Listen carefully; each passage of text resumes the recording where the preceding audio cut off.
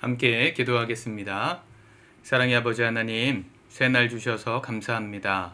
은혜의 주님을 바라보며 이 하루 시작합니다.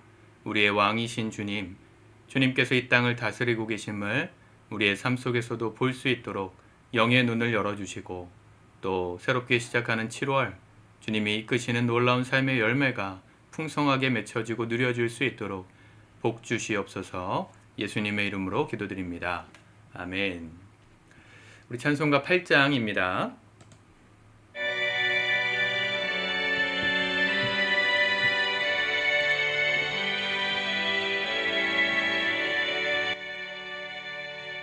거룩 거룩 거룩 전능하신 주님, 이른 아침 우리 주를 찬송합니다. 거룩 거룩 거룩 자비하신 주님, 성삼위일체 우리 주로다. 거룩 거룩 거룩 주의 보좌 앞에 모든 성도 면류관을 벗어드리네. 전군 전사 모두 주께 굴복하니 영원히 위에 계신 주로다. 거룩 거룩 주의 빛난 영광, 모든 죄인 눈 어두워 볼 수 없도다.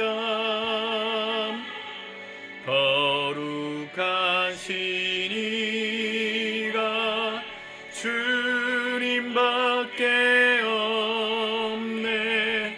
영원히 전능하신 주로다.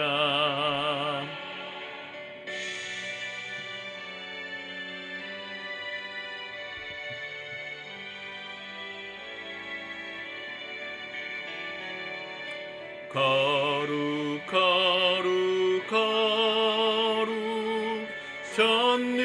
전능하신 주님, 천지 만물 모두 주를 찬송합니다. 거룩 거룩 거룩 전능하신 주님, 성삼위일체 우리 주로다.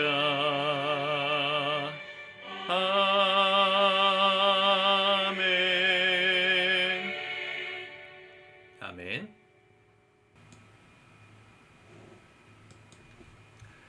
아, 7월 첫날부터 우리 이번 달에는 요한계시록 말씀을 묵상하도록 하겠습니다. 오늘은 1장 1절에서 8절까지의 말씀입니다. 먼저 읽고 묵상하도록 합시다. 요한계시록 1장. 예수 그리스도의 계시라.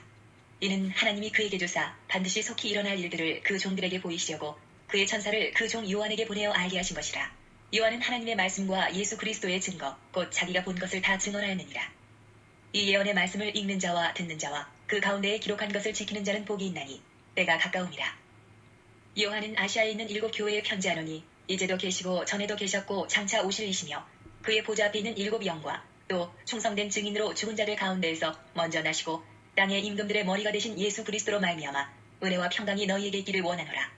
우리를 사랑하사 그의 피로 우리 죄에서 우리를 해방하시고 그의 아버지 하나님을 위하여 우리를 나라와 제사장으로 삼으신 그에게 영광과 능력이 세세토록 있기를 원하노라. 아멘. 볼지어다 그가 구름을 타고 오시리라. 각 사람의 눈이 그를 보겠고 그를 찌른 자들도 볼 것이요 땅에 있는 모든 족속이 그로 말미암아 애곡하리니 그러하리라. 아멘. 주 하나님이 이르시되 나는 알파와 오메가다. 이제도 있고 전에도 있었고 장차 올 자요 전능한 자다. 하시더라. 아멘. 우리가 주일마다 요한계시록 말씀을 묵상하고 있는데 소아시아 7교회에 보낸 편지의 서론에 해당되는 부분이 바로 이 1장입니다. 이 요한계시록이라는 책은 수많은 이단들을 만들어낸 책이기도 하고 또 해석에 있어서는 참 어렵다 느껴지는 책입니다. 그러나 이 책을 이 요한계시록에 기록을 했던 사도 요한의 의도는 분명했습니다. 1세기 후반 거의 AD 100년쯤 됐을 때 이 사도 요한이 이 반모섬이라는 곳에 유배를 당해 있었습니다. 도미티안 황제의 명을 따라서 황제 숭배를 하지 않고 우상 숭배하지 않은 기독교의 리더들을 다 처단하고 있었던 그때 에베소에 있었던 이 요한이 반모, 이 에베소 근처에 있는 반모라는 섬으로 유배를 당해서 죽음을 기다리고 있었습니다. 늘 하던 대로 하나님 앞에 기도와 말씀을 묵상하고 있었는데 하늘 문이 열리면서 주님께서 이 말씀을 주셨다 이렇게 말하고 있죠. 1절에 보면 예수 그리스도의 계시라 그랬습니다. 자, 이 말씀부터 해석해야 이단의 여지가 없습니다. 이 요한계시록은 그 이단인들이 흔히 말하는 이 시대의 메시아, 이 시대의 예수, 이 시대의 보혜사, 2025년에 살아있는 보혜사가 준 메시지처럼 해석할 수 없는 말입니다. 누가 주셨습니까? 예수 그리스도께서 요한에게 언제요? 지금으로부터 약 2000년 전에 반모섬에 있었던 요한에게 주신 메시지죠. 이게 1차적으로 해석해야 될 텍스트의 배경입니다. 성경을 항상 해석하실 때는 그 당시 이 말씀이 쓰여졌던 당시에 원래의 의미가 무엇인지를 해석하고 그 말씀이 오늘 우리에게 어떤 의미인지를 확장해서 해석하는 겁니다. 그런데 이 이단들의 특징은 이 2000년 전에 쓰여졌던 말씀이 지금 이 시대에 이루어져서 자신들을 향해서 적용되는 글자 그대로 해석되는 그런 말씀이라고 곡해하죠. 그래서 자기가 이 시대의 메시아, 예수는 2000년 전에 오셔서 십자가 지고 죽으셨고 자기가 이 땅에 온 마지막 보혜사다 이런 식으로 이만희 씨나 문선명 씨나 이단의 대부분의 괴수들이 그렇게 말합니다. 여러분 속지 마십시오. 하나님 말씀은 우리 모두에게 주신 하나님이 주신 말씀입니다. 하나님은 눈으로 보실 수 없는데 그분이 이 땅에 눈으로 보실 수 있게 오신 분이 예수님이세요. 예수님 이외에 다른 보혜사는 없고 예수님 이외에 다른 메시아는 없습니다. 이 땅에 누가 그렇게 말한들 믿지 마십시오.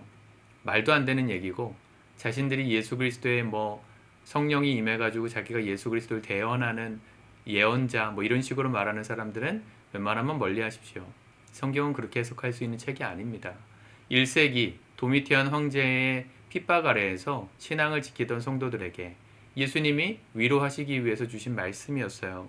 1절 이는 하나님이 그에게 주사 반드시 속히 일어날 일들을 그 종들에게 보이시려고 그 천사를 그 종 요한에게 보내어 알게 하신 것이다.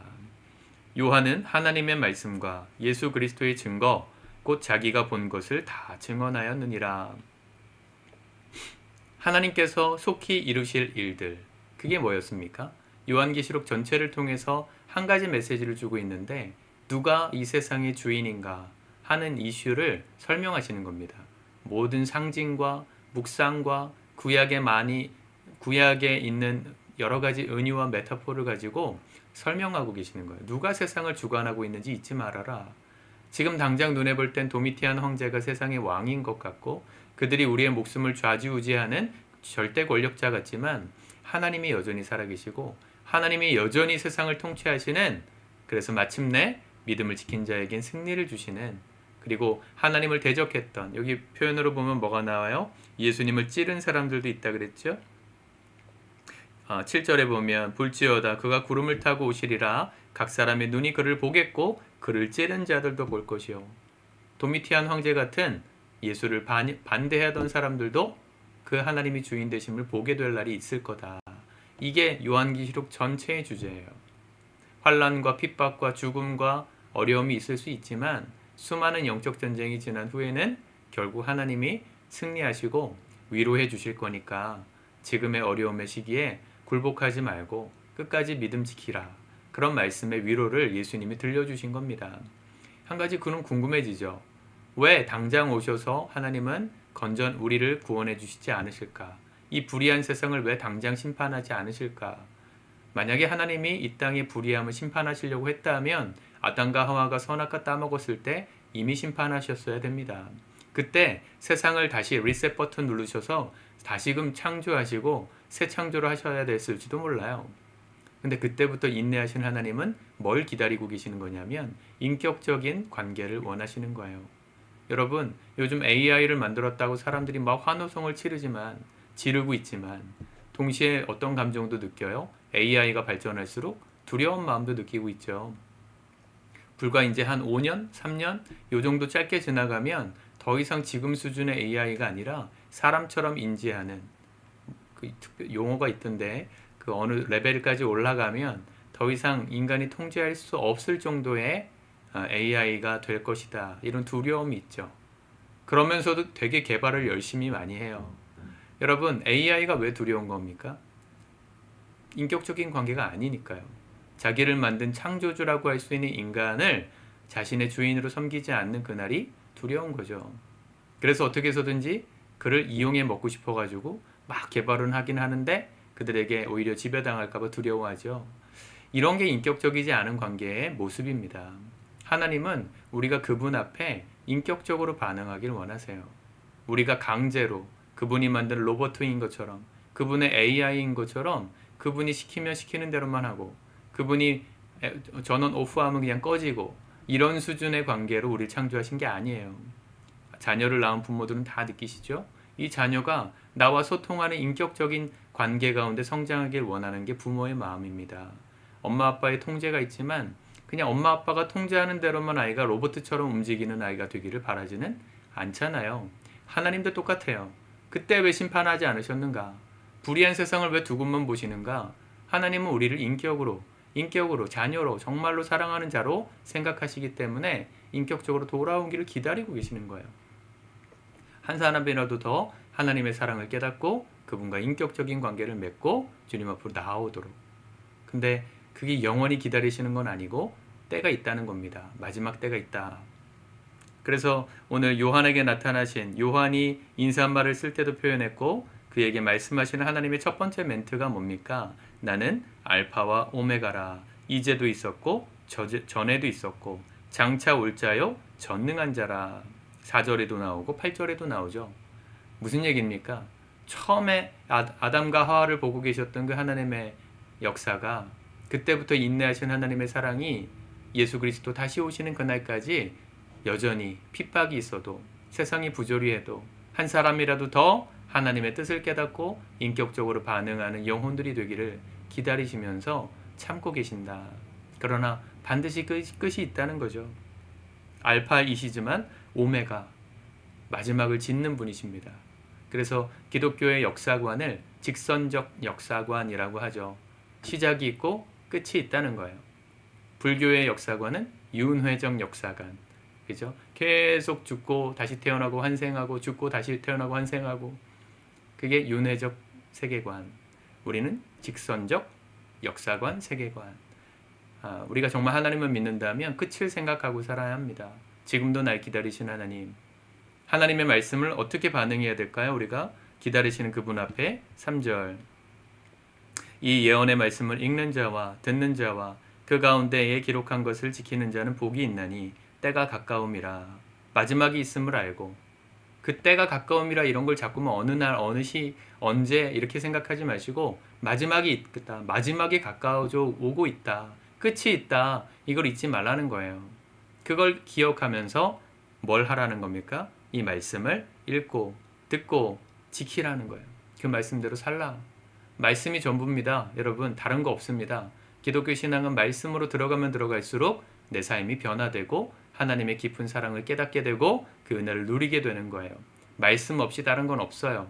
교회가 아무리 커도 시설이 아무리 좋아도 많은 세션과 화려한 것들을 갖춰도 말씀 중심의 교회가 되지 않으면 거기는 세상의 클럽이지 교회 아닙니다. 말씀에 깊이 들어가지 않으시면 아무것도 없어요. 말씀으로 들어오셔야 돼요. 배우셔야 돼요. 저도 열심히 공부하고 열심히 묵상합니다. 하나님의 말씀이 더 깊이 깨달아지는 은혜가 있으시길 바라요. 우리 요한계시록 말씀이 어렵지만 세상을 다스리시는 분이 하나님이시구나. 그분을 믿고 오늘도 인내하며 끝까지 믿음의 길을 지켜야 되겠구나. 이런 믿음으로 살아가는 저와 여러분들의 복된 하루 또 7월 한 달이 되실 수 있기를 바랍니다. 무엇보다도 이제 휴가철이 다가오잖아요. 사람들은 먹고 즐기는 거에 목숨 걸고 삽니다. 물론 피곤하고 지칠 때 쉬기도 해야 되겠지만 그것이 하나님을 섬기는 것보다 앞서면 안 돼요. 하나님을 섬기는 것보다 우선순위에서 뒷전이 되면 안 돼요. 내 인생의 즐거움은 하늘나라에서 즐기시면 돼요. 이 땅의 것들 즐기고 와봐야 더 피곤하잖아요. 휴가 가보셨잖아요. 휴가 가보시면 어때요? 즐겁기도 하지만 회복도 되지만 갔다 오면 더 피곤하잖아요. 뭐 아닌 분들도 계실 수 있겠지만 처음 그렇더라고요. 저는 집에서 쉬는 게 더 쉼이 되더라고요. 때로는 일탈, 새로운 환경에서 리프레시할 필요도 있지만 사실은 우리 일상이 축복이라는 걸 기억하고 내 인생에 오늘 하루를 주신 하나님의 뜻을 기억하고 마지막이 있음을 기억하고 말씀 중심으로 하나님 뜻대로 행하기를 힘쓰는 저와 여러분들의 복된 7월이 될 수 있기를 축복합니다. 기도하겠습니다. 하나님, 오늘도 역사의 주관자이시고 세상을 다스리고 계시는 주님 앞에 겸손히 머리 숙여 말씀을 묵상합니다.